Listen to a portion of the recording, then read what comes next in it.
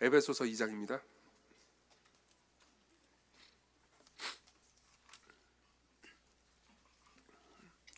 1절부터 10절 말씀을 여러분들에게 읽어드리겠습니다. 에베소서 2장 1절부터 10절 말씀입니다. 하나님의 말씀을 들으십시오. 그는 허물과 죄로 죽었던 너희를 살리셨도다. 그때 너희는 그 가운데서 행하여 이 세상 풍조를 따르고 공중의 권세 잡은 자를 따랐으니 곧 지금 불순종의 아들들 가운데서 역사하는 영이라. 전에는 우리도 다 그 가운데서 우리 육체의 욕심을 따라 지내며 육체와 마음에 원하는 것을 하여 다른 이들과 같이 본질상 진노의 자녀였더니 긍휼이 풍성하신 하나님이 우리를 사랑하신 그 큰 사랑을 인하여 허물로 죽은 우리를 그리스도와 함께 살리셨고 너희는 은혜로 구원을 받은 것이라. 또 함께 일으키사 그리스도 예수 안에서 함께 하늘에 앉히시니 이는 그리스도 예수 안에서 우리에게 자비하심으로써 그 은혜의 지극히 풍성함을 오는 여러 세대에 나타내려 하심이라. 너희는 그 은혜에 의하여 믿음으로 말미암아 구원을 받았으니 이것은 너희에게서 난 것이 아니요 하나님의 선물이라. 행위에서 난 것이 아니니 이는 누구든지 자랑하지 못하게 하려 함이라. 우리는 그가 만드신 바라 그리스도 예수 안에서 선한 일을 위하여 지으심을 받은 자니 이 일은 하나님이 전에 예비하사 우리로 그 가운데서 행하게 하려 하심이니라. 아멘. 우리는 연초부터 성령의 열매에 대해서 보고 있습니다. 어떤 사람에게 성령 하나님이 임하시면은 성령 하나님은 그 안에서 홀로 계시지 않고 그 사람을 서서히 변화시키십니다. 그리고 변화된 그 마음으로 말미암아서 결국 성품이 달라지는 거죠. 성경은 성령의 열매를 여러 가지로 묘사하기도 하지만 성품의 변화로도 묘사합니다. 그리고 성품을 9가지 특성으로 묘사를 해주는데요. 그것은 사랑과 희락과 화평과 오래 참음과 자비와 양선과 충성과 온유와 절제로 묘사됩니다. 우리는 이 특성들을 한 주에 하나씩 보고 있고요. 그리고 오늘은 양선에 대해서 봅니다. 한글 성경에는 양선이라고 되어 있지만 사실 선을 가리킵니다. 아마 영어 번역본을 가지고 계신 분들은 이게 goodness라고 번역된 것을 볼 수 있을 겁니다. 선이 무엇일까요? 우리나라 말로는 선이기도 하고 착한 것이기도 하죠. 사실 착하다라는 단어는 요즘은 그러니까 꼭 긍정적인 의미로만 쓰이지는 않죠. 그러니까 부정적인 의미로도 상당히 많이 쓰입니다. 저 남자는 착하기만 해. 별로 좋은 뜻은 아니죠. 그렇죠? 때로는 착하다라는 말이 어리석다라는 말의 대체어로 쓰이기도 하죠. 그렇기 때문에 착하다라는 말 혹은 선하다라는 말을 그러니까 누군가를 향해서 쓸 때 그 의미는 늘 분명치는 않습니다. 게다가 성경의 의미를 찾는 것은 간단한 문제는 아니죠. 그래서 저는 그러니까 조금 방대한 작업을 해보려고 합니다.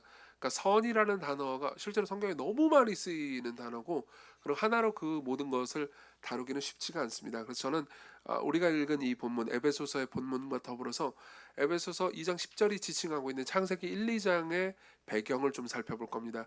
그러면서 첫 번째로는요, 선이라는 게 무엇인지를 보도록 하겠습니다. 두 번째로는요, 이 선은 왜곡되고 비틀려집니다. 종종 선이 악으로 타락해버리기도 하죠. 우리가 읽은 이 본문은 그 모습을 묘사해주고 있습니다. 1절부터 3절까지요. 그래서 두 번째로는요, 이 선이 어떻게 망가지는가를 보도록 하겠습니다. 그리고 마지막으로 이 선이 어떻게 회복될 수 있는지, 우리는 어떻게 선할 수 있는지를 이 본문을 근거로 해서 말씀드리겠습니다. 먼저 선이란 무엇인가부터 시작해보죠. 일단 10절을 보겠습니다. 우리 10절을 같이 한번 읽어보도록 하겠습니다. 시작. 우리는 그가 만드신 바라 그리스도 예수 안에서 선한 일을 위하여 지으심을 받은 자니 이 일은 하나님이 전에 예비하사 우리로 그 가운데서 행하게 하려 하심이라. 아멘. 여기 보면요, 사도 바울은 이제 우리가 선한 일을 위해서 지으심을 받았다라는 표현을 씁니다. 그리고 맨 앞에는요, 우리가 그의 만드신 바다라고 이야기를 하죠. 이것은 사도 바울이 학자들의 연구에 따르면요, 의식적으로 그러니까 두 가지 의미를 우리에게 전달해 주려고 한다고 말합니다. 하나는 뭐냐면은 이 10절을 통해서 우리가 지음받은 것, 즉 창세기 1, 2장을 우리가 생각하도록 만든다고 말합니다. 그러니까 우리는 만들어졌어요. 창세기 1, 2장을 보면은 여러분들 중에 성경을 잘 모르는 분들도 창세기 1, 2장은 대체로 아실 겁니다. 그러니까 하나님께서 우리를 창조하신 이야기가 나와 있죠. 그렇죠? 그러니까 창세기 1, 2장의 배경을 이해할 수 있도록 촉구하고 있다는 거죠, 바울이. 그게 하나고요. 또 하나는 뭐냐면은 우리가 목적이 있는 존재다라는 것을 기억하도록 한다고 말합니다. 그리고 이 두 개는 상당히 연관되어 있습니다. 창세기 1, 2장 이야기를 해보죠. 창세기 1, 2장에 보면 하나님께서 우리를 만드셨다라는 이야기가 나옵니다. 그리고 여러분들이 창세기 1장을 보신다면요, 창세기 1장은 제일 자주 등장하는 단어가 뭔지 아십니까? 뭐 여러 개가 자주 등장하죠. 근데 그 중에 하나가 이겁니다. 하나님께서 뭘 만드실 때마다 만드신 것을 볼 때 어떠셨죠? 보시기에 좋았습니다. 선했다는 거죠. 그렇죠? 예. 여기 보면은요, 선한 일을 위해 지으심을 받았다고 말합니다. 이 우리가 읽은 본문 10절에 보면요. 그러니까 하나님께서 모든 것을 하나하나 만드실 때마다 볼 때마다 선하고 좋았습니다. 선하고 좋았습니다. 그리고 모든 걸 다 만드시고 나서 그분이 어떤 생각을 하셨는지 아십니까? 창세기 1장 31절, 하나님이 지으신 그 모든 것을 보시니 보시기에 심히 좋았더라. 좋았습니다. 선했습니다. 그분이 보시기에도 선하고 완벽했습니다. 예. 그것은 우리가 그분의 특정 목적을 위해서 지음을 받았고요. 그리고 그 목적에 딱 들어맞았다는 의미입니다. 예. 실제로 성경에서의 선이라고 번역된 단어 있잖아요. 이 단어의 원래 의미가 그렇습니다. 목적에 적합한이라는 의미입니다. 목적에 적합한. 그리고 우리가 이 목적을 이해하는 것은 선악을 구분하는데 굉장히 중요합니다. 무슨 말인지 좀 설명을 해드릴게요. 어떤 것의 목적을 모르잖아요. 그럼 여러분들은 선악 혹은 나쁜 것과 좋은 것을 판단할 수가 없습니다. 예. 여러분들이 의사를 찾아갑니다. 어떤 목적으로 찾아갈까요? 예. 의사가 여러분들의 남자친구라고 해보세요. 혹은 여자친구라고 합시다. 근데 그 사람이 나한테 맛있는 저녁을 사주기를 원해요. 그럼 그 사람이 나한테 맛있는 저녁을 사주면 그 사람은 좋은 사람인 거죠. 그렇죠?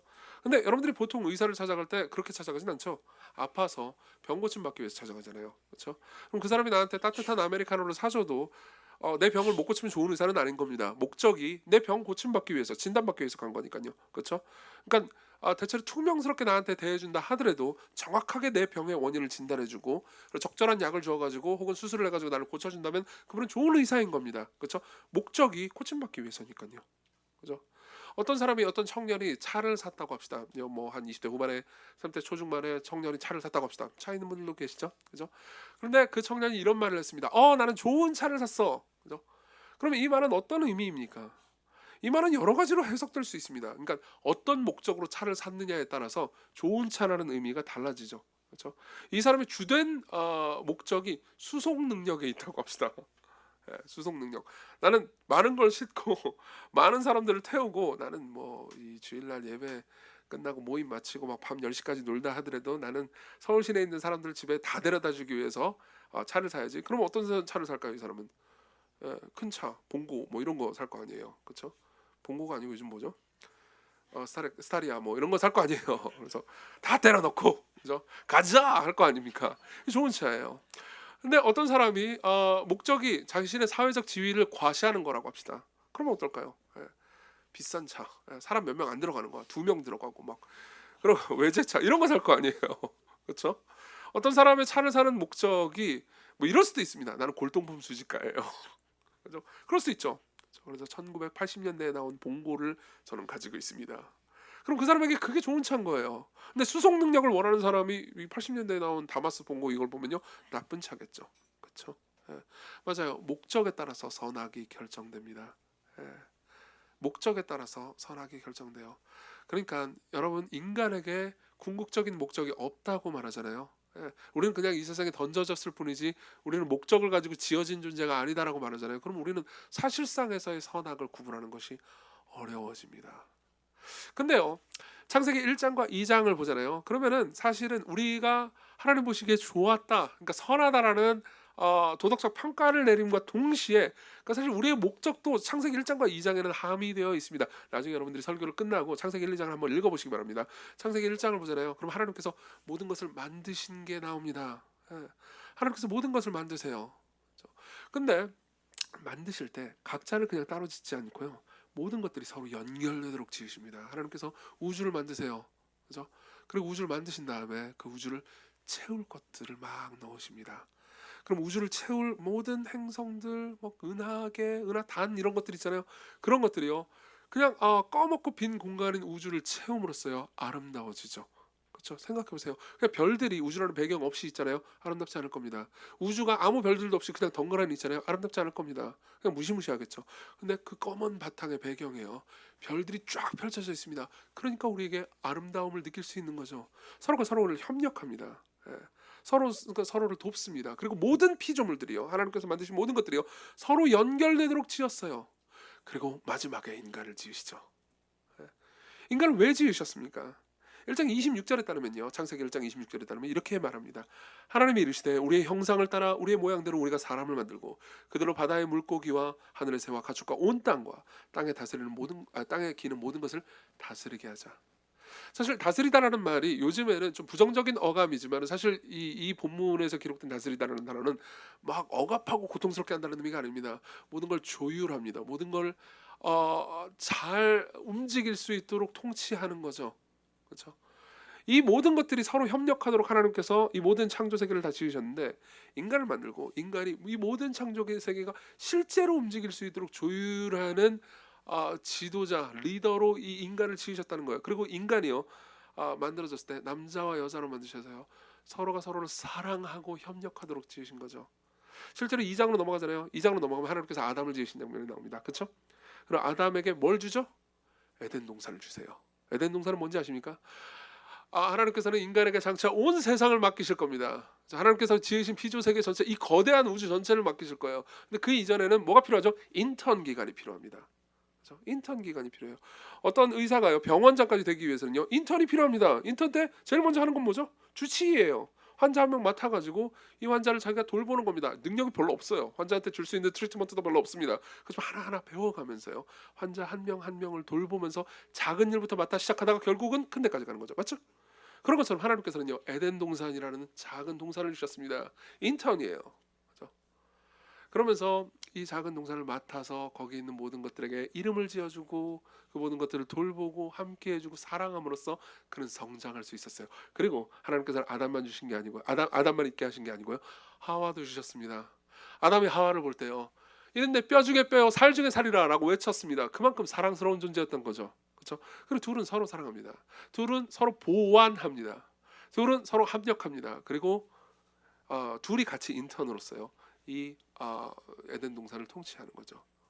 그리고 섬기는 거죠. 세계는 서로 연결돼 있고 남자와 여자는 서로 연결돼 있고, 그리고 서로는 서로를 사랑합니다.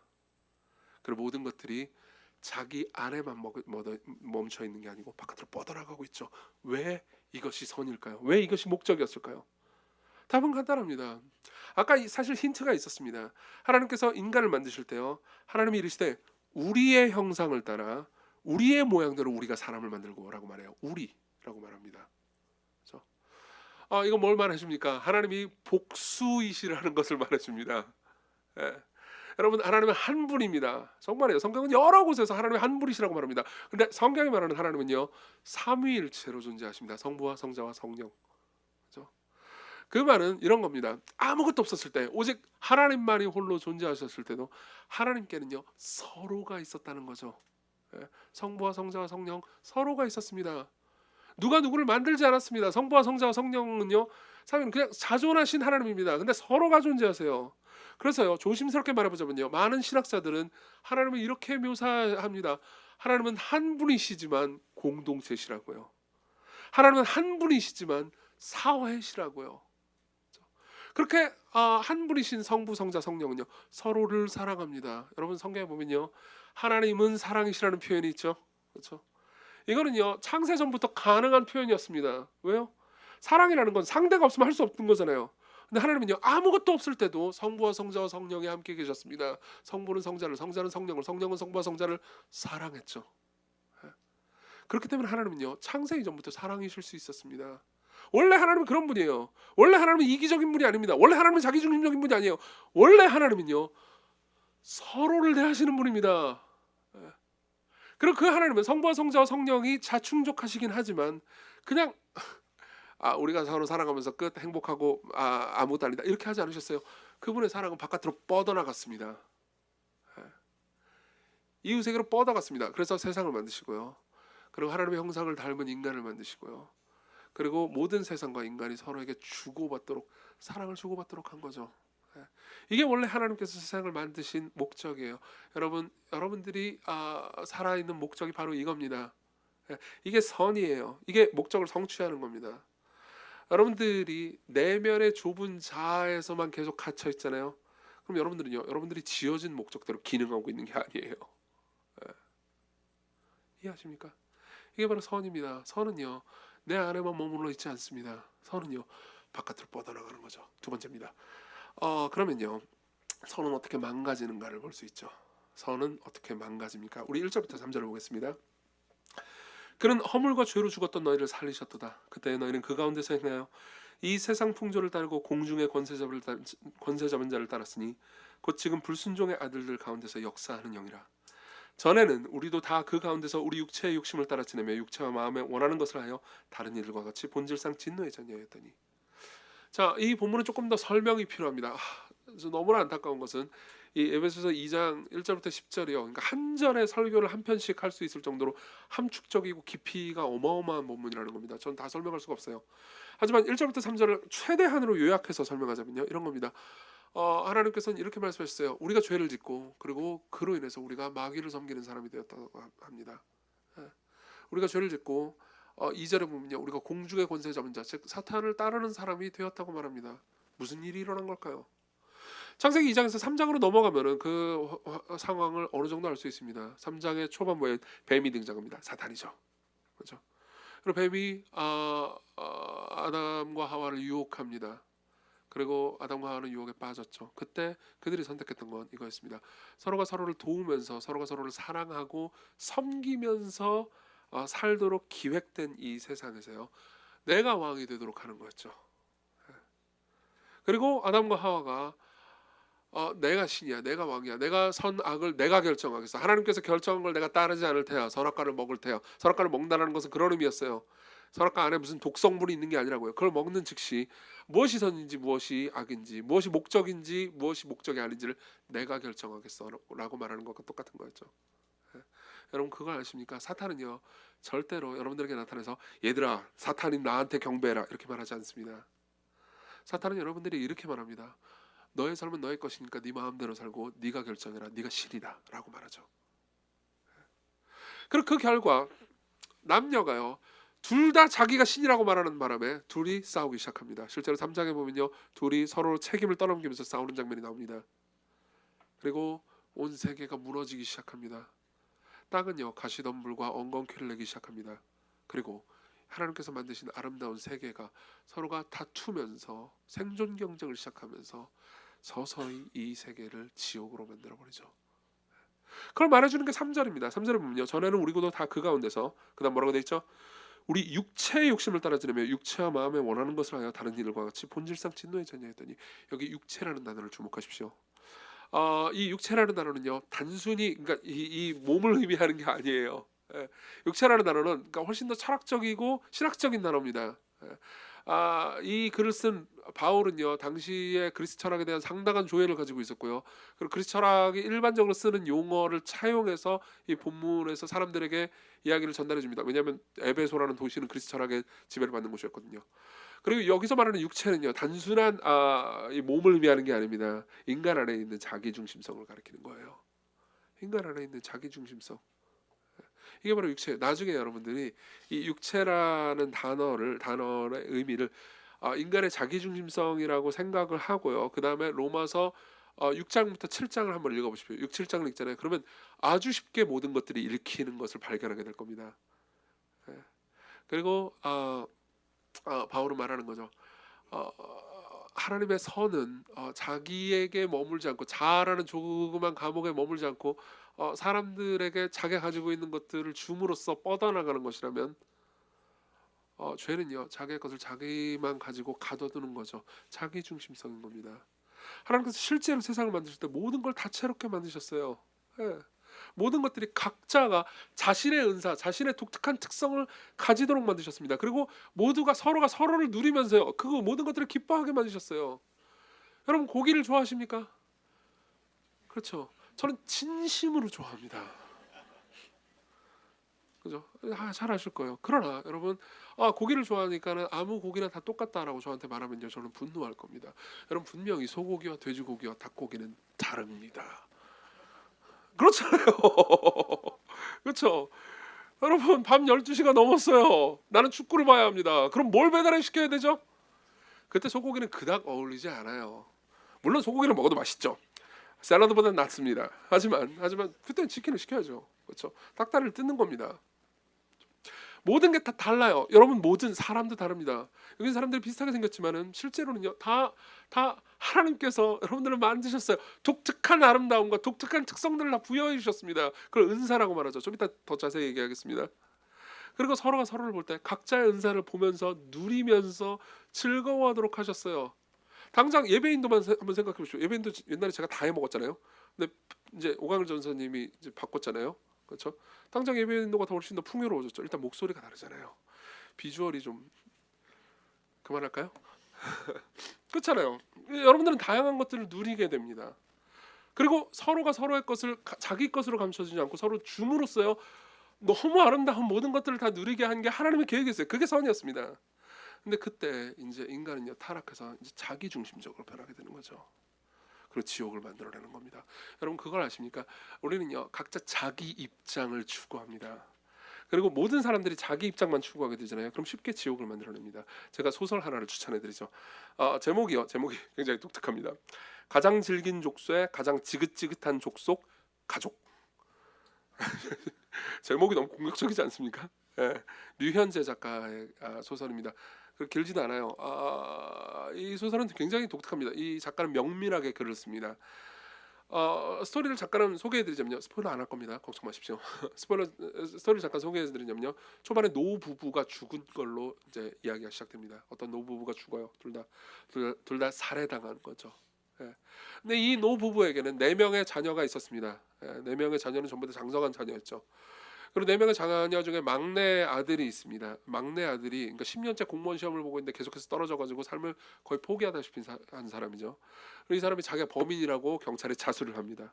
근데 경찰이 조사를 해보니까 뭔가 마뜩치 않은 거예요. 얘가 지금 범인이 아닌 것 같은 거예요.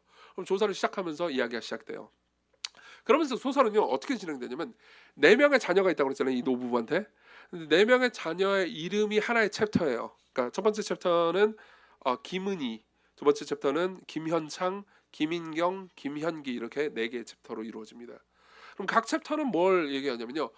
각 이 4명의 자녀의 상황과 입장을 대변합니다. 예. 그러면서 이렇게 이제 읽잖아요. 그러면은 어떻게 되냐면 첫 챕터가 이제 김은희거든요. 김은희 챕터를 쭉 읽잖아요. 그럼 읽으면은 엄청 화가 나요. 왜냐하면 읽다 보면은 이제 우리가 그 사람의 입장에 공감하게 되잖아요. 엄청 화가 나면서 김인경이라는 사람에 대해서 분노하게 됩니다. 김인경이 장녀거든요. 장녀에 대해서 화가 나요. 뭐 이딴 사람이 다 있지? 그러면서 화가 납니다. 근데 나중에 김인경 챕터로 가잖아요. 그럼 이해가 됩니다. 예, 이해가 돼. K 장녀로 살면서 너무 힘들었겠다. 이런 생각이 드는 거죠. 예.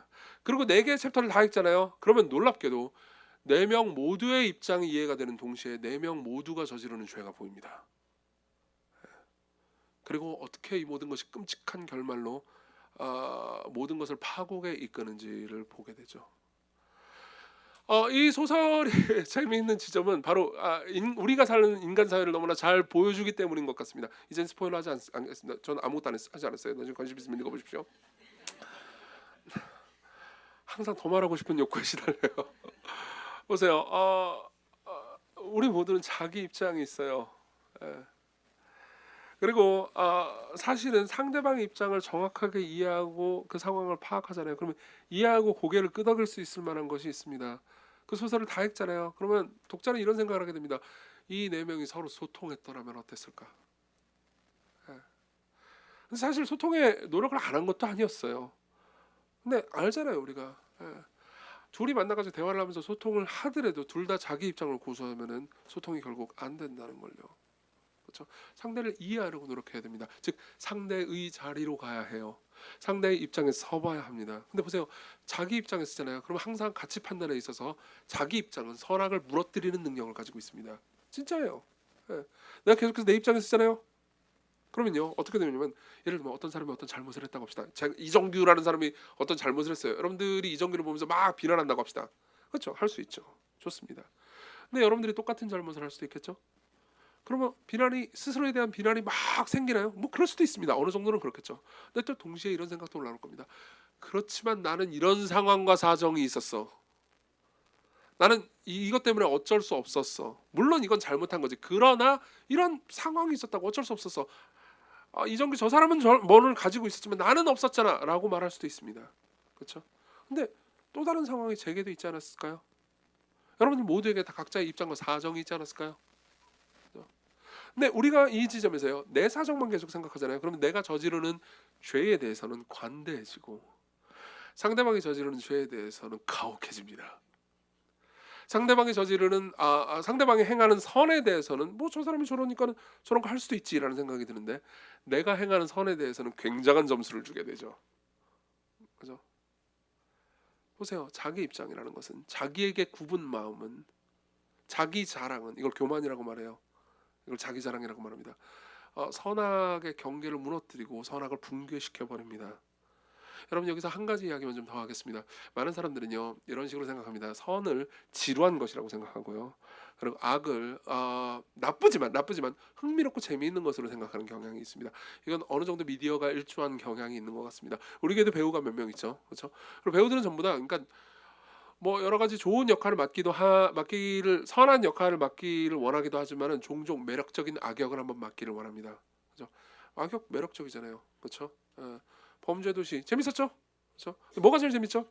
악역이 제일, 뭐 특정 편을 제가 거론하진 않겠습니다.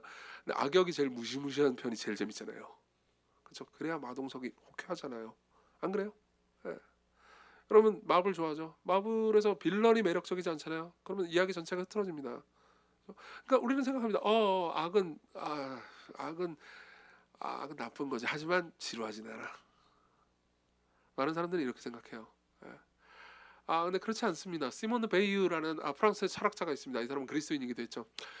이 사람은 철학적으로 선과 악, 윤리에 대해서 깊이 있게 연구하면서 이런 말을 남긴 적이 있습니다. 들어보십시오. 상상의 악은 낭만적이고 다양하며 실제의 악은 음산하고 단조로우며 삭막하고 지루하다. 상상에서는 지루하지만 실제에서는 언제나 새롭고 놀라우며 매혹적이다. 무슨 말인지 이해되십니까? 이건 여러분들이 사실 이미 경험한 겁니다. 한번 생각해 보십시오. 여러분들이 어떤 사람을 만났어요. 예, 악한 사람입니다. 악하다는 말은 뭐죠? 자기중심적이라는 의미예요. 예. 그러면요, 그 사람과 대화를 나누잖아요. 여러분, 자기중심적인 사람과 대화를 나누잖아요. 그러면요, 자기 이야기만 합니다. 예. 여러분들의 안부를 궁금해하지 않습니다. 습관적으로 물어볼 수는 있지만 진짜로 궁금해하진 않아요. 추가 질문 따위는 없죠. 그러면서 계속해서 자기 이야기만 해요. 자기 자랑만 합니다. 여러분들이 어떤 이야기를 해도 그걸 막 깔때기처럼 자기 자랑으로 바꿔버립니다. 그럼 어떻게 하죠? 그 대화가 즐겁나요? 아니요. 여러분들은 3시간이 지난 것 같은데 겨우 30분만 지났다는 걸 알게 되고 거의 절망할 겁니다. 그렇죠? 하지만 여러분들은 자기중심적이지 않은 사람을, 즉 선한 사람을 만나면 어떻게 되겠습니까? 그러면요, 그 사람은 정말로 여러분들에게 관심이 있습니다.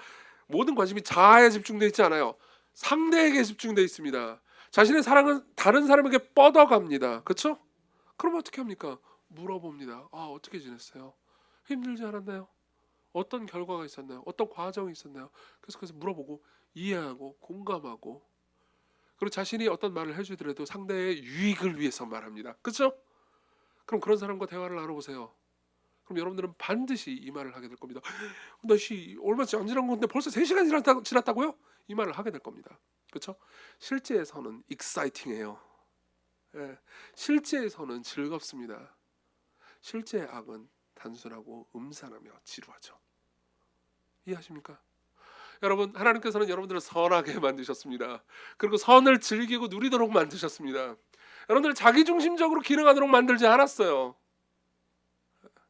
그리고 여러분들이 자기중심적으로 기능하잖아요. 그럼 여러분들은 고장나게 돼 있습니다. 원래 만든 대로 여러분들이 움직이지 않잖아요. 그럼 여러분들은 상처받게 돼 있어요. 보세요. 얘는 망치가 아니라고요. 그렇죠? 이거 가지고 못을 박잖아요. 그럼 상처를 받게 됩니다. 얘 만들어진 본성을 거슬러서 움직이면 안 돼요. 마찬가지예요. 여러분들은요, 자기 자신만을 위해서 살도록 지음받은 존재가 아니에요. 여러분들이 계속해서 자기 자신만을 위해서 살도록 움직이잖아요. 난 날 보호할 테야 그러면서 자기중심적으로 삶을 살잖아요. 그럼 여러분들은 고독해지거나 혹은 쉽게 분노하거나 여러분들은 불행하게 됩니다. 하나님께서는 여러분들을 그런 식으로 만든 게 아니에요. 여러분들로 하여금 선을 행하도록, 여러분들의 관심과 사랑과 애정이 바깥으로 뻗어나가도록 여러분들을 지으셨습니다. 그리고 그 지점에서 여러분들이 내가 신이야, 내가 주권자야라고 말하는 순간 여러분들은요, 여러분들의 선이 무너져가는 것을 보게 될 겁니다. 세 번째로 넘어가죠. 그러면 우리는 어떻게 선해질 수 있습니까? 어떻게 선해질 수 있습니까? 우리 4절부터 8절을 보겠습니다. 긍휼이 풍성하신 하나님이 우리를 사랑하신 그 큰 사랑을 인하여 허물로 죽은 우리를 그리스도와 함께 살리셨고 너희는 은혜로 구원을 받은 것이라. 또 함께 일으키사 그리스도 예수 안에서 함께 하늘에 앉히시니. 보세요.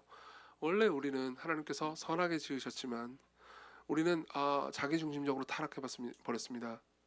육체와 마음에 원하는 것만 하게 됐죠. 이게 1절부터 3절의 이야기예요. 근데 그러한 우리를 회복시키기 위해서 그분이 하신 일이 뭐죠? 그 4절부터 8절까지의 이야기입니다. 4절부터 8절까지 그분이 뭘 하셨다고 말합니까? 긍휼이 풍성하신 하나님이 우리를 사랑하신 그 큰 사랑을 우리에게 주셨어요. 그분은 삼위 하나님은요, 그분의 사랑이 그냥 그분 안에 머물러 있지 않았습니다. 뻗어나갔죠. 어디까지요? 원수에게까지요. 저와 여러분 같은 그분의 원수, 그분 앞에 볼 때 죄인까지 뻗어나갔습니다. 우리는 하나님을 싫어했지만 그분은 우리를 끌어안아 주셨습니다. 그리고 무슨 일을 하셨습니까? 그분이 죽고 부활했고 우리는 그 은혜로 구원을 받았고요. 6절 같이 한번 읽어볼까요? 같이 읽겠습니다. 시작. 또 함께 일으키사 그리스도 예수 안에서 함께 하늘에 앉히시니. 여러분, 저는 6절을 다 설명할 수가 없어요. 6절 하나만 설명하기 위해서 몇 시간을 주었으면 좋겠습니다. 근데요, 최선을 다해서 한번 짧게 설명해 보겠습니다. 보세요. 6절은요, 배경이 있습니다. 이거는 고대 근동의 배경이에요. 고대 근동의 전쟁 배경입니다. 전쟁을 하잖아요. 양국이 전쟁을 하잖아요. 그러면 전쟁을 할 때 용맹한 왕들은요, 전쟁에 직접 나갑니다. 그리고 자신이 저기 갑옷을 입고요, 그리고 칼과 창을 들고요, 무기를 들고 전쟁에 나가죠. 그리고 모든 걸 지휘합니다. 보통 고대 전쟁은요, 평야에서, 그러니까 육군끼리요, 육탄전으로 이루어졌습니다. 전면전이죠. 그렇죠? 그리고 그런 전쟁을 할 때 맨 앞에는요, 자랑꾼들이 있었습니다. 고대 기록에 다 남아 있어요. 그러니까 전쟁을 딱 시작을 하잖아요. 그럼 시작하기 전에 서로의 자기 자신의 힘과 능력을 자랑하는 부대가 있어요. 아주 용맹하고 싸움도 잘할 뿐만 아니라 목소리도 크고 상대를 제압하기 좋은 덩치 큰 사람들이 맨 앞에 섭니다. 그러면서 말해요. 우리 왕이 얼마나 위대한지 아느냐? 왕자랑을 하는 겁니다. 우리 왕이 얼마나 강한지 아느냐? 우리 왕이 얼마나 전투력이 강한지 아느냐? 우리 왕이 가지고 있는 창이 얼마나 강한 창인지 아느냐? 우리 왕의 칼이 얼마나 강한지 아느냐? 얼마나 길고 큰 칼인 줄 아느냐? 그러면서 자랑을 합니다. 그리고 양쪽이 자랑탐이 끝나잖아요. 그러면 싸우는 거죠. 그래서 싸워서 이기잖아요. 보세요. 이렇게 싸워가지고 이기잖아요. 그러면 이긴 쪽에 왕이요, 이제 말을 타고 적진으로 들어갑니다. 이겼잖아요. 적진으로 가서 적진은 이제 모든 사람들 무릎 꿇게 만들고 굴복시킵니다. 그리고 어디로 갈까요? 어디로 가겠습니까? 적의 왕의 자리로 가는 거죠. 그리고 왕을 끌어내리고 혹은 왕을 죽이고 그 자리에 자기가 앉습니다. 이 배경이 있는 거예요.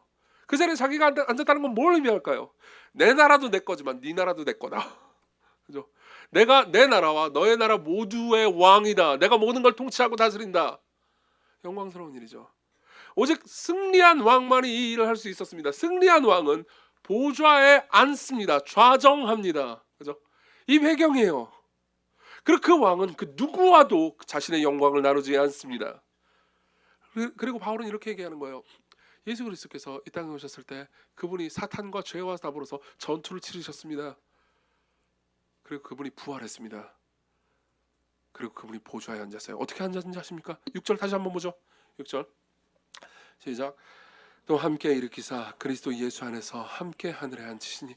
그분이 홀로 앉으신 게 아니고요, 저와 여러분들을 함께 앉히셨다고 말해요. 함께 앉히셨다고 말합니다. 여러분, 제가 여러분들에게 이 얘기를 해줘도 저를 비롯해서요, 우리 모두는 이 얘기가 어떤 의미인지 다 알지 못합니다. 정말이에요. 에베소서 매일 묵상을 들으신 분들은 아마 이 예화를 들었을 겁니다. 우리는요, 마치 이런 사람들 같아요. 그러니까 5살짜리 꼬마애들 같습니다. 막 입양을 받은. 우리는 원래 불황아였어요. 하루에 한 끼 먹는 것도 어려웠습니다. 우리는 학대받은 존재들입니다. 고통스러운 존재들이었어요. 근데 입양됩니다. 어떤 좋은 부모에게 입양됐다고 합시다. 5살짜리 꼬마애가요. 그리고 이 부부는요, 너무나 사랑스럽고 너무나 지혜로운 부부예요. 그러고 나서 이제 사회복지사가 말해줍니다. 이 5살짜리 꼬마애한테 이분들이 너 이제 오늘부터 너의 부모님이야, 너의 아빠와 엄마야. 그래서 그러고 나서 사회복지사가 TMI를 하나 줍니다. 근데 이분들의 재산이 뭔지 알아? 얼마인지 알아? 50조란다. 그럼 5살짜리 꼬마애가 50조 이럴까요? 아니요, 그 말이 무슨 뜻인지 모를 겁니다. 아니에요? 네. 5살짜리 꼬마애는 그 말이 무슨 의미인지 정확히 모릅니다. 50조? 이게 뭐야? 먹는 건가? 근데 그때 엄마가 다가옵니다. 엄마가 말해주는 거죠. 그걸 네가 다 이해할 수는 없을 거야. 그렇지만 나는 너를 사랑한다. 그러면서 안아줍니다. 그리고 아빠가 옆에서 말해줍니다. 내 모든 재산이 너의 것이란다.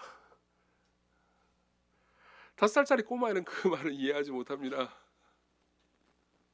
저와 여러분들도요, 이 에베소서에서 기록된 그분이 그리스도와 함께 우리를 하늘에 앉히셨다는 말을 이해하지 못합니다. 정말로 이해하지 못해요. 우리는요, 우리의 평생 복음을 알아가도 우리는 이 말을 이해하지 못합니다. 여러분, 사실 본문에 나와 있는 이야기는 아니지만 저는 에베소 1장에 있는 이 이야기를 안 하고 넘어갈 수가 없습니다. 에베소 1장에 보면 이런 말씀이 있어요. 들어보십시오. 이는 우리의 기업의 보증이 되사 그 얻으신 것을 속량하시고 그의 영광을 찬송하게 하려 하심이라. 이 말이 무슨 말이냐면요, 하나님께서 우리를 구원하신 이유는요, 우리로 하여금 그분을 찬양하게 하기 위해서 우리를 구원하셨다는 겁니다. 이해하죠? 그렇죠? 어려운 얘기 아니죠? 왜 우리를 구원했습니까? 우리를 구원하신 그 큰 은혜 때문에 우리가 기뻐하면서 찬양하도록 우리를 구원하셨다는 거예요. 이게 14절이에요. 근데 12절에 보면 그냥 얼핏 지나가서는 절대 알 수 없는 엄청난 구절이 있습니다. 읽어드리죠. 이는 우리가 그리스도 안에서 우리를 구원하신 이유는요, 우리가 그리스도 안에서 전부터 바라던 그의 영광의 찬송이 되게 하려 하심이라. 이 말이 무슨 말인지 이해되세요? 얼핏 지나가면 우리로 하여금 그분을 찬양하게 하려 하심이라, 이런 말처럼 들리잖아요. 아니에요. 그 정반대입니다. 우리를 구원하신 이유는 우리가 그분의 영광의 찬송이 되게 하려 하심이라고요. 우리가 그분을 볼 때, 그분을 찬양하듯 그분이 우리를 볼 때, 그분이 여러분들을 볼 때 기쁨과 행복에 벅차서 여러분들을 영화롭게 하고 여러분들을 칭찬하고 높인다는 의미입니다. 이건 얼핏 지나가서 볼 수 없는 구절이에요. 그렇지만 이 구절 안에 머물러 보십시오. 여전히 저는 여러분들의 재산이 50조예요 라고 말하는 사회복지사와 같습니다. 저도 그 의미를 모르고 여러분들도 몰라요. 우리는 죽는 날까지 모를 겁니다. 그렇지만 성경에 약속된 이야기가 바로 이거예요. C.S. 루이스는 이걸 이렇게 표현합니다. 나중에 C.S. 루이스의 영광의 무게라는 책을 읽어보십시오. 거기 보면 이런 말이 나옵니다. 성경에는 우리가 그분 앞에 서게 될 거라고 적혀 있습니다. 그분 앞에 출두해서 검사를 받을 거라는 말입니다. 그런데 우리에게 믿기 어려울 만큼 영광스러운 그리스도의 사역으로만 가능한 약속이 주어졌습니다. 우리 중 누구든 그 약속을 받아들이는 사람은 그 검사를 통과하고 인정받아 하나님을 기쁘시게 할 거라는 약속입니다. 하나님을 기쁘시게 하고 하나님의 행복에 실제로 기여하고 하나님의 사랑을 받는다니, 그저 불쌍히 여김을 받는 정도가 아니고 예술가가 자기 작품을 기뻐하듯 아버지가 아들을 기뻐하듯 하나님의 기뻐하심을 받는다니, 이 모든 것은 불가능해 보이는 일이며 그 영광의 무게 내지 부담은 생각하기조차 벅찰 정도입니다. 하지만 이것은 사실입니다. 여러분 10절에 보면요, 우리가 그의 만드신 바라고 되어 있죠. 여기 만드신 바라고 두 글자로 번역된 단어는요, 그리스어로 한 단어입니다. 포이에마라는 단어죠. 무슨 의미입니까? 영어 포임이 여기서부터 왔어요. 포임 뭔지 알죠? 몰라요? 넘어갔대요. 시예요.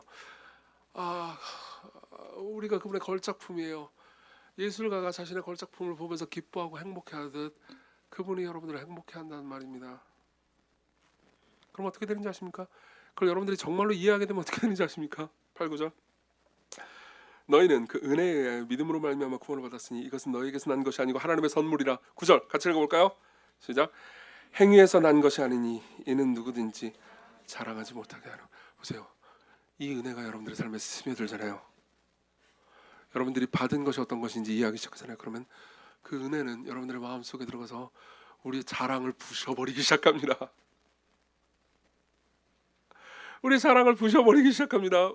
제일 먼저 뭘 부수는지 아세요? 일단 자기 연민부터 부셔버립니다. 자기 연민이 뭐죠? 난 너무 불쌍해. 난 상처받았어. 난 힘들어. 성경은 말해줍니다. 무슨 소리야? 그리스도께서 너와 함께 하늘에 앉으셨어. 너에게 그분의 보좌를 물려주셨다고. 이 모든 이야기들이 보세요. 5살짜리 꼬마는 커갈 거예요. 그렇죠? 커가면 자기가 50조를 물려받았다는 게 무엇인지 서서히 조금씩 이해하게 되겠죠? 그럼 어떻게 될까요? 그럼 서서히 자신이 과거에 받았던 상처와 배고픔과 이걸부터 서서히 벗어나게 되겠죠. 여러분들은 자기 연민에서 탈출하기 시작합니다. 그리고 또 뭘 탈출하는지 아세요? 경멸을 탈출하기 시작합니다. 경멸이요. 그 전에는요, 누가 뭔가를 성취하고 성취하지 못한 걸 보면서 사실 경멸했습니다. 사람들을. 나는 이만큼 뭔가를 성취했는데 그만큼 성취하지 못한 걸 보면서 하찮은 사람이라고 생각했었습니다. 나는 이런 믿음이 있는데 저 사람은 저런 믿음을 가지지 못하는 걸 보면서 저 사람은 문제가 있는 사람이라고 생각해요. 근데 이제 서서히 변합니다. 저 사람이 그리스도인이라면요, 하나님께서 나를 보시면서 기뻐하는 것처럼, 그리스도 안에서 기뻐하는 것처럼 걸작품으로 저 사람을 대하신다는 사실을 알면서 생각이 변하기 시작합니다. 그리고 여러분들이 내가 가지고 있는 것들 있잖아요. 그것을 하나님의 은혜, 하나님의 은사로 이해하기 시작합니다. 여러분, 여기서 2부 예배가 청년들이 많기 때문에 한 가지만 짚고 넘어가겠습니다. 적용을 위해서요. 여러분, 1부 예배 때도 사실 그 얘기를 하긴 했습니다. 2부 예배는 청년이 많으니까 이 얘기를 해드리죠. 여러분들은 대다수가, 제가 알기로는 압도적인 대다수가, 시건교회는요, 결혼을 하기를 원한다는 걸로 알고 있습니다. 맞죠? 제가 지금 확신을 못해가지고 이렇게 얘기하는 거예요. 맞죠? 예, 그렇죠. 예. 제가 여러분들 볼 때 평온해 보이지만은 그 백조가 그 호수의 밑에서 미친 듯이 이걸 하고 있듯 여기서는 화살이 날아다니고 있죠. 잘 보세요. 들어보세요. 여러분들에게는 여러분들에게 이상형이 있습니다. 좋아요. 이상형을 가지는 걸 뭐라고 하고 싶지 않습니다. 저도 이상형이 있었고요. 그리고 하나님께서 분에 넘치도록 좋은 사람을 저에게 주셨으니까요. 정말 감사하게 생각해요. 근데 보세요. 여러분들이 이상형을 분석해 보십시오. 분석할 때 여러분들은요, 여러분들이 가지고 있는 것을 은혜로 생각하는 건지 아니면은 내 노력과 내 능력으로 마땅히 가질 권리라고 생각하는지를 볼 수 있습니다. 잘 들어보세요. 예를 들어보죠. 저는 최근에 이런 일이 시간교회는 없기를 바라는 마음으로 얘기하는 겁니다. 이런 이야기를 들었습니다. 어떤 사람의 이상형이요, 그러니까 몇 대째 예수 믿는 집안이에요. 그런 집안에 장가 가고 싶어요. 혹은 그런 집안에 시집 가고 싶어요라고 얘기하는 걸 본 적이 있습니다. 그러면 그러면 이제 부모님이 신앙이 없는, 이제 자기가 예수님을 믿고 산 사람들은 이제 제외되는 거죠. 예. 물론 그걸 이상형으로 삼는 거를 제가 뭐라고 얘기하고 싶지는 않습니다. 근데 만일 이걸로 여러분들이 계속해서 사람을 고르고 있잖아요. 그러면요, 여러분들은요, 자기가 기독교 신앙, 기독 있는 가정에서 태어난 걸요, 자신의 권리라고 생각하고 있는 겁니다. 그건 끔찍한 일이에요. 그건 권리가 아니에요. 여러분들이 기도 많이 해가지고 여러분들이 부모님이 예수 믿게 된 게 아니라고요. 알잖아요. 여러분들이 기도 많이 해가지고 조부모님과 4대째 5대째 예수 믿게 된 게 아니잖아요. 여러분들은 은혜를 받은 거예요. 그래서 물론 저 같은 경우는 기독교 가정에서 태어나지 않았습니다. 근데 저도 기독교 가정에서 태어나지 않았지만 예수님을 믿게 됐죠. 그것도 은혜를, 어떤 의미에서 더 큰 은혜를 받은 거죠. 근데 만일 나는 기독교 가정에서 태어났는데 나는 뭐 결혼을 해가지고 장모님과 장인어른이 신앙이 없는 데서 힘들게 살고 싶지 않아, 혹은 뭐 시어머니과 시아버지가 신앙이 없는 데서 힘들게 살고 싶지 않아, 이게 여러분들의 주된 결혼에 대한 어떤 관이잖아요. 그러면요, 여러분들은 여러분들이 가지고 있는 것을 은혜로 생각하고 있는 건 아닙니다. 최소한요. 여러분들이 정말 은혜를 받았다면요, 여러분들 안에 있는 하나님의 인정과 사랑이 여러분들을 장악하고 있다면요, 여러분들은 아마 이렇게 생각할 겁니다.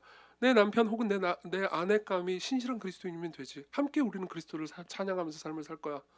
그리고 내가 사랑하는 사람의 가족을 위해서 같이 기도하면서 내 남편 혹은 아내가 가족에 의해서 혹은 비난받거나 핍박받는다면 같이 함께 그 자리에 서겠어. 이게 당연한 걸 겁니다. 그죠? 예를 하나만 더 들어드리죠. 외모입니다. 재밌겠죠 벌써?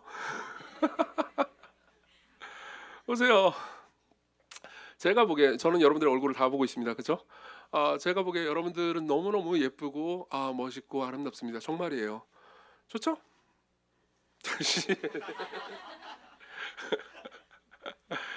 보세요. 여러분들의 외모에 자신이 있다면요, 그걸 은사라는 것을 기억하세요. 그게 은사라는 걸 기억하십시오. 예컨대 여러분들이 이걸 가지고 객관적으로 생각할 때 내 외모가 내가 거울을 볼 때 판단할 만큼 요 점수라면은, 예를 들면 80점이라고 합시다. 80점이면 나는 최소한 75점 밑으로는 만날 수 없어. 아니 70점까지는 봐주지. 어디 50점 따위가, 이렇게 생각하고 있잖아요. 그럼 여러분들은 정말이에요. 여러분들의 외모를요 은사라고 생각하는 게 아닙니다. 여러분들이 노력해가지고 여러분들의 외모가 태어났나요? 아니잖아요. 잘생긴 사람과 예쁜 사람만 만나가지고 결혼을 하잖아요. 그러면 자녀들도 그렇게 나오겠죠. 그러면 잘생긴 마을이 생겨요. 이건 세상의 불공평에 기여하는 겁니다. 방금 이야기 농담이었지만 깊이 생각해 보셔야 되는 것이 있습니다. 여러분들 스스로를 보면서 은혜의 눈으로 여러분들 자신을 바라볼 필요가 있습니다. 그게 여러분들의 자기중심성을 치유할 겁니다. 자, 적용을 몇 가지 하고 끝내겠습니다. 세 가지 적용을 할게요. 첫 번째입니다. 빨리 얘기하겠습니다. 첫 번째는, 이제 우리는요 상대의 입장을 헤아려 보려고 노력할 필요가 있습니다. 상대의 입장을 헤아리려고 노력하십시오. 이게 첫 번째 적용이에요. 보세요. 차근차근 출발해 봅시다. 스텝을 계속해서 밟아 봅시다. 여러분들이 나는 내가 생각할 때 자기중심적이라고 생각하면요, 이제 조금씩 해보는 겁니다.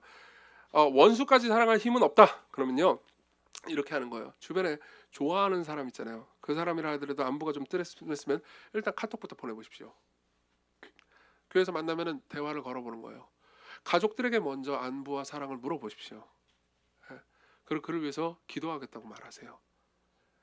자기 안에만 갇혀져 있다면, 나 이번 주 너무 힘들었고 나는 치유가 필요하고 나는 괴롭고 그러니까 남들을 돌아볼 여유가 없어, 그러지 말고 일단 좋아요. 여러분들은 상처받았고 힘들었고 괴로웠어요. 좋습니다. 그분이 여러분들을 사랑하고 계세요. 자, 그걸 기억하면서요 자기 바로 옆에 그냥 좋은 사람이라도 연락을 해보라고요. 눈을 조금 돌려보십시오. 이게 첫 번째 스텝이에요. 두 번째 스텝은요, 거기서 한 발 더 나갑니다. 두 번째 스텝은요, 이제 그동안 여러분들이 살면서 신경 쓰지 않던 사람들한테까지 눈을 돌리는 겁니다. 여러분들이 교회에서 돌아다닐 때요, 그냥 저런 사람이 있구나 그러면서 왔다 갔다 했던, 여러분들이 마치 게임 내에서의 NPC처럼 생각했던 사람들 있잖아요. 그렇죠? NPC 알아요? 그냥 돌아다니는구나 생각했던 그 사람들한테 말을 걸어보는 겁니다. 그렇죠?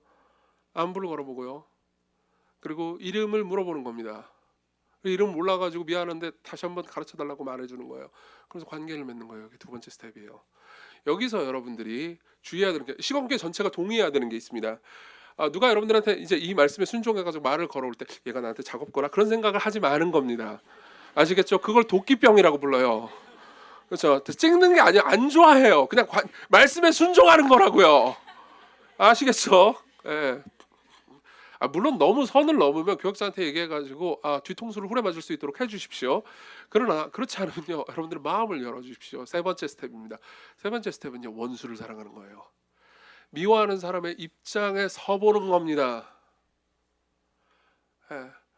내가 나한테 나쁜 일을 한 사람의 입장에 서려고 노력을 해보는 거예요. 그 사람을 당장 용서하는 게 아닙니다. 그 사람의 입장에 서보라고요. 계속해서 그 사람의 입장에서 생각해 보라고요. 그렇죠? 이게 스텝입니다. 여러분들이요, 보세요. 한 스텝을 밟을 때마다 여러분들의 삶이 회복되는 겁니다. 하나님께서 원래 여러분들을 만드신 목적대로, 그 선대로 지금 회복돼 가고 있는 중이라고요.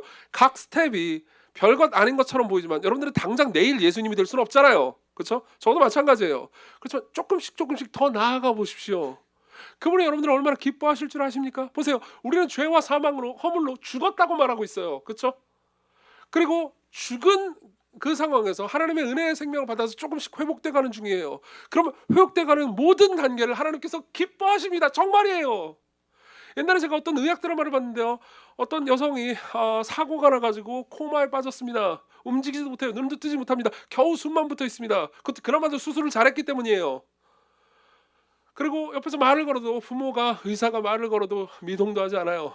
근데 그러다가요, 그 드라마의 끝부분에 보면요, 이 여자 캐릭터가요, 드디어 사람의 말을 반응하기 시작합니다. 오른손을 들어보세요. 그러면 말도 못하고 눈도 못 떠요. 그런데 오른손을 살짝 듭니다. 그리고 조금 오른손을 들 때 부모가 얼마나 기뻐했을지 상상이 되십니까? 그러다 나중에 시간이 지나가지고 이 환자가요, 뭔가 죽이라도 먹기 시작했을 때 그때 부모가 얼마나 기뻐했을지 상상이 되십니까? 그때 부모가 이 녀석이 빨리 나가가지고 돈을 벌어가지고 우리 가정 경제에 기여해야 될 텐데 이런 생각을 할까요? 아니요, 그렇지 않아요. 작은 움직임이라도 그냥 물 한 모금 들이키는 것만 해도 부모에게는 엄청난 기쁨이 됩니다. 마찬가지예요. 여러분들이 스텝을 밟을 때마다 여러분들이 자기중심적으로 생각하지 않고 자기의 것을 남에게 조금씩 줄 때마다 그분이 얼마나 기뻐하실지를 생각해 보십시오. 그걸 믿으세요. 여러분들은 그분이 만드신 대로 그분의 걸작품의 모습대로 변해가고 있는 겁니다. 두 번째예요. 여러분들이 은사를 활용하십시오. 은사를 활용하십시오. 하나님께서는요, 여기 있는 모든 사람들에게 조금씩 다 은사를 주셨습니다. 자기가 가지고 있지 않은 것을 다른 남들이 가지고 있지 않은 걸 자기만 가지고 있는 게 있다고요. 그걸 어떻게 할 수 있나요? 분별할 수 있는 방법이 여러 가지가 있습니다. 그걸 다 얘기해 드리진 않을 거예요. 나중에 제가 시간을 내 가지고 은사에 대해서 설교를 한번 하겠습니다. 근데 하나만 가르쳐 드릴게요. 분별할 수 있는 방법 하나만 가르쳐 드릴게요. 여러분들이 이 교회를 다니면서 불편한 게 있을 수 있습니다. 불편한 거 있죠. 그렇죠? 그게 은사예요. 왜 그럴까요? 하나님께서 여러분들에게 은사를 주셨잖아요. 그럼 은사를 주시면 그 부분에 있어서는 예민하고 섬세하게 만드신 거예요. 예컨대 여러분들이 이 교회는 행정이 개판이야. 몰랐어요? 시건교는 항상 행정이 개판이었어요. 그럼 여러분들은 어떤 사람입니까? 하나님께서 여러분들을 만드실 때 여러분들이 잘 조직화되고 뭔가 착착착착 움직여지고 그리고 잘 돌아가는 조직을 보면서 기뻐하는 존재로 지은 거예요. 그렇죠? 근데 이정교는 그냥 존재가 혼돈의 카오스란 말이에요. 그럼 여러분들은 그걸 보면서 불평을 할 수 있습니다. 그럼 뭘 발견한 거죠? 오호, 하나님의 부르심을 발견한 거죠. 그러면은 여러분들은 두 가지 선택을 할 수 있습니다. 하나는 불평하기고요. 하나는요, 또 뭐죠?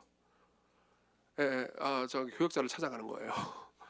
내가 기여할 수 있는 부분을 찾았습니다. 오강일 전도사님, 내가 여기 있습니다. 나를 사용하여 주소서. 무슨 말인지 이해되시죠? 그걸 보십시오. 그리고 위에서 기도하십시오. 이게 두 번째였어요. 세 번째입니다. 그리스도를 바라보십시오. 여러분들이 구주를 바라보십시오. 보세요. 많은 사람들은 자기중심적인 선택으로 구원을 받고자 해요. 무슨 말입니까? 여기까지 설교를 들은 분들은 분명히 이 생각을 할 겁니다.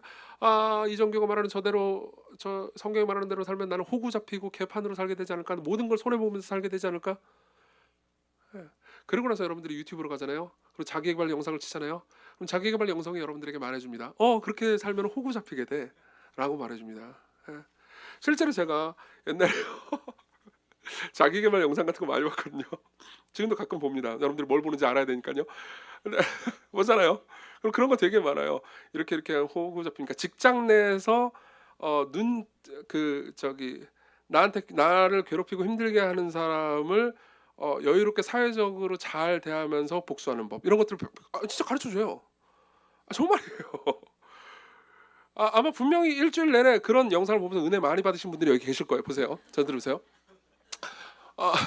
제가 그걸 보면서 무슨 생각을 했는지 아십니까? 우와, 이 영상을 보면서 계속해서 은혜 받은 사람들이 모여가지고 이대로 시건교회 사람들이 행동하면 시건교회가 지옥이 되겠는걸? 그렇지 않을까요? 모두가 자기 입장만 생각하게 되니까요. 많은 사람들이 이렇게 말해요. 여러분들이 보는 모든 동기부여나 자기개발 영상은요, 자기중심적인 선택을 하라고 합니다. 물론 사람들에게 베풀어주기도 하라고 해요. 80만큼 베풀었어? 그럼 20은 복수해. 이렇게 말하죠. 70만큼 베풀었어? 그러면 30은 복수해. 그래도 착한 거잖아. 아니요, 여러분들은 그렇게 지음받는 존재가 아니라고요. 여러분들은 그렇게 지음받은 존재가 아니에요. 그리스도께서 어떻게 여러분들을 구원하셨습니까? 그분의 입장에 서서 우리를 구원하셨나요? 아니요. 구원이 뭔지 아십니까? 입장을 바꾼 거예요. 자리를 바꾼 겁니다. 우리가 원래 마땅히 서 있어야 할 자리가 있었습니다. 하나님의 진노와 저주와 사람들의 조롱과 비난을 받을 자리죠. 그걸 십자가로 부릅니다. 그분이 그 자리로 가셨어요. 그리고 우리가 그분의 자리, 그분이 마땅히 앉아야 하는 자리, 그 자리에 우리가 함께 앉게 된 거죠. 인간은 존 스토트의 말입니다. 하나님에 대해서 자기를 주장하면서 오직 하나님께만 해당되는 자리에 자기를 올라놓았어요. 보세요. 죄가 이거예요. 죄가 오직 하나님만 앉아야 하는 자리에 내가 앉는 걸 죄라고 말합니다. 근데 그분의 구원이 뭔지 아세요? 근데 하나님은 인간을 위해 자기를 희생시키고 오직 인간이 있어야 하는 자리에 자신을 두셨다. 보세요. 그분이 인간이 되셨습니다. 그분이 십자가의 자리로 가셨습니다. 그분이 여러분들의 입장에 처하셨습니다. 이게 우리의 자랑이라는 것을 알고 계십니까? 아까 제가 이런 말씀을 드렸죠. 전쟁을 할 때 고대 그리스도나 고대 다른 나라의 군사들은 앞에서 자랑을 하는 병사들이 이렇게 말합니다. 우리의 왕의 창이 얼마나 강한가, 우리의 왕의 칼이 얼마나 강한가, 우리의 왕의 힘과 능력이 얼마나 강한가, 너희들을 다 짓밟아 버릴 것이다. 우리도 자랑할 것이 있다는 걸 아십니까? 저는 여러분들에게 이렇게 자랑할 수 있습니다. 우리는 이 왕을 가지고 있습니다. 옆구리에 창에 찔린 왕을 가지고 있습니다. 우리에게는 가시면류관이 박히고 우리를 위해서요, 옆구리에 창에 찔리고 비난과 조롱을 받은 영광스러운 왕이 있습니다. 이 왕이 우리의 자랑이에요. 이 왕이 승리하셨습니다. 이 왕이 모든 것을 정복하셨습니다. 이 왕이 사랑으로 모든 걸 정복하셨어요. 그리고 말씀하십니다. 내 자리에 너희들을 함께 앉게 해주겠다. 그리스도께서 여러분들을 이렇게 부르십니다. 그리스도께로 오십시오. 그분을 바라보십시오. 여러분들의 자리에 선 신을 볼 때 여러분들은 다른 사람들의 자리를 볼 수 있게 될 겁니다. 우리 같이 찬양 부를까요?